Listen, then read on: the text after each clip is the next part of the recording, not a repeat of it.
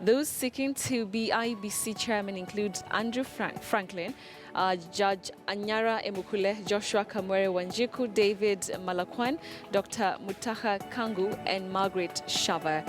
All right, so that is our top story this morning. Remember, we are asking you on our Twitter poll, do you think the new IEBC team will have adequate time to prepare for the 2017 general elections? Do you think that the new IEBC team will have adequate time to prepare for the 2017 elections? We'd like to hear your thoughts. I'm seeing quite a number of tweets here. I'll sample them after a short time, a few minutes or so. For now, I want to introduce my guest here in studio, Mule Musau from ELOG, talking to us about this selection process. Thank you so much for joining us, Mule. Thank you. So 600 people have applied for the positions of commissioners. Do you think this post has attracted the wrong people? I mean, it's too many. Is it quantity versus quality? What do you think about those numbers? First, I think it's a lucrative position. Yeah, it is. And I think once it was made open, there are bound to be very many Kenyans who would be very interested in filling the position. Yeah. That said, the question of whether it is attracting the right people is not something that we may know now. I know a few names are being floated all over, but I think the panel, which has been given a mandate of selecting, is supposed to, or is required to publish all the names. Yes. I think by 16th of November. That's a time that you can be able to actually look at the list and say, okay, what do we have here? And then the work then becomes, the work of the panel now becomes very important because now they have to make a choice, or they must select on a basis of a criteria who are going to be the best candidates. Okay. Because remember, at the end of this exercise for the panel, they're supposed to present names to the president. Yes. There are very few names I think there are 9 names for the commissioners, yes. and there are two names for the chairperson.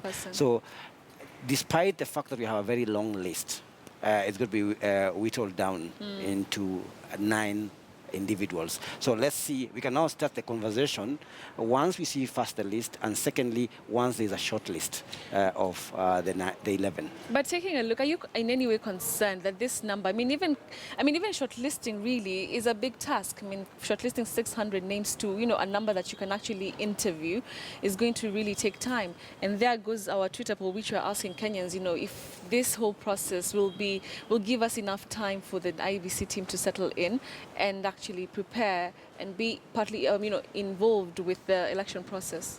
Well, from where I sit, I think there are very many people who could be disqualified just on the basis of what was required. Okay. And I think the team, once it sits down, looks at all the applications, that list may well be just under 100 by the time they actually now sit down and start maybe a process of interviewing, because there are a number of requirements. Those certificates of good conduct, those bank letters, beyond, of course, there are the qualifications. I think at some point, I know Kenyans, very many Kenyans are really qualified to be able to see. I think the qualifications are in so much. It's not something that many Kenyans cannot be able to afford. But I think by the time the panel sits down to start even the process of interviewing, we'll be seeing very few people in that list. Okay. There are integrity questions. I expect there's going to be due diligence, which is going to be conducted on all the candidates, especially the ones who will be shortlisted, because remember the team which went away, or which is going away, integrity questions were raised. Yeah. So how do you find out about these individuals? What were they doing before? Have they been involved in any activity which may be discredited by the public? So I think at the end of the day, we may see a smaller list than what we are seeing. The applications, I think there's a lot of excitement, but I think at the end of the day, we'll have a very small list, and from there we can now start making decisions about who looks like they can actually be able to fill the slot. Let's talk about the position of chair, which really is crucial, in this whole conversation. And there are 13 people who have, fronted, their applications. And taking a look at the list, if you go back to the requirements, it needed somebody who has legal experience to be, I think, is it 15 years experience? Yes. Because it was actually almost equitable to the qualifications of a Supreme Court judge. Yes. Was this the same case back when we're selecting Isaka's son? It was the same case. I think the only difference right now that we are having is that we have the opportunity. We decided that we can even have candidates outside the country. A foreigner to be There's the chairperson. one foreigner, Andrew Franklin. Yes. So that I think that is. I was in Zimbabwe about a week ago, and they were asking me, "Can we apply for that position?" Yes, yes. And I told them, yes, we have opened up the space for them to be able to apply if you feel that you can be able to meet the qualifications which are required. Okay. I don't want to speak, as an observer, I do not want to speak about the names of the individuals who are in the list. The requirements are tight. We expect, in fact, the biggest requirement for me is the question of integrity. Because at the end of the day, the chair is the one who's supposed to be leading a commission which has to win favor with the public. He's the one who's supposed to announce if there could be any controversy about those elections, he's the one who must oversee. And we need to trust him. Yeah, he has to be trusted. Yes. Let me tell you, the central word in all this process is trust. We need to see a name, and I think that's the reason why we brought in the aspect of a foreigner coming in, because one of the issues which has been prevailing in our political circles is that who do we trust? From which community does somebody come from for them to become trusted?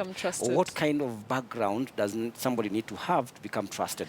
That is a major issue. Okay. But the other thing about integrity, which is very critical, is that you really do not know some things. Some things happen when they're in office. I mean, look at some of the politicians or leaders we chose.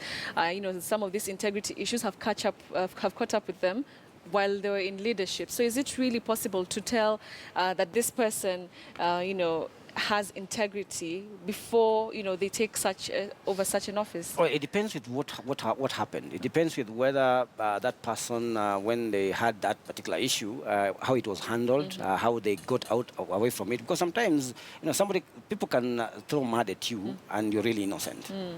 Waiguru could even come out of this case being innocent. I don't know. But if he does, then we are supposed to be looking at her as a clean person. Okay. But then it also matters the perception that the public have, because elections, and I keep saying this, elections is a political process, and political process is about perceptions.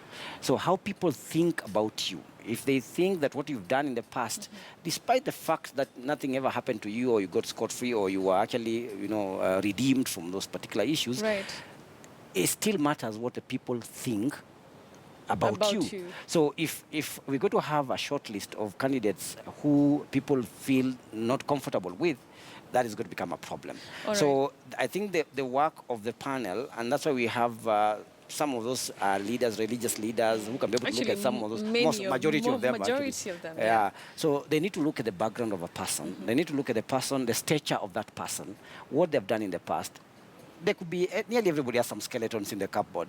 You don't want to bring that out.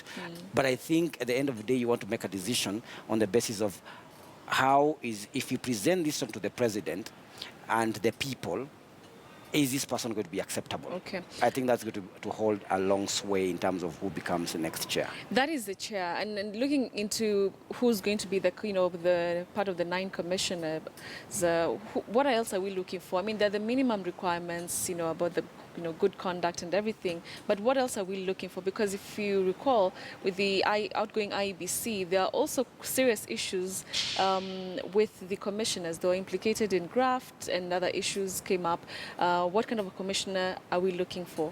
Well, of course, integrity issues for me hold the biggest weight in the coming, because the other one was discredited on the basis of that. Moving forward, the other issues that perhaps you need to think about in terms of the commission is that there is a political savviness that is required. There is a need. Remember, the last commission was chosen. In terms of it was on the basis of an expert model. There are 3 models of electoral commissions. We can have an expert model, a political model, or a mixed one. I would think that it would be important to have a commission which has some kind of a mixture of people who are savvy in terms of the politics going around, because you need to understand, I mean, it was a political process which made the other guys go home. Right. So there's a need for people to understand what kind of politics are going around, and how do we translate them for our activities. So I think political savviness is one of the other things that need to be considered. And lastly, of course, there's a gender question. We also want, I think in this country, one of the things that we know, the Americans may not, is that I think women are more believable in some of these, although then again, Waiguru also brings another problem into this. But I think what our constitution says that we need to have at least a third of representation in public offices. It says that, but rarely do we do that as a country. Well, I think we ought to take this opportunity to ensure that within that commission we do have that. And we also can get some, I think we can getting a woman who is, even getting a woman becoming the chair of the commission, I think that would be a beautiful thing in that would be a country. great thing. Yeah. I think we're more believable, like you mentioned. Although the Americans have another story again. No, leave the Americans. All right, thank you so much, Mula Musa, for your insights. He is from the Election Observers Group. Thank you. Let's wait and see. Time is a big factor. Let's wait and see what's going to happen. Thank you very much. Thank you.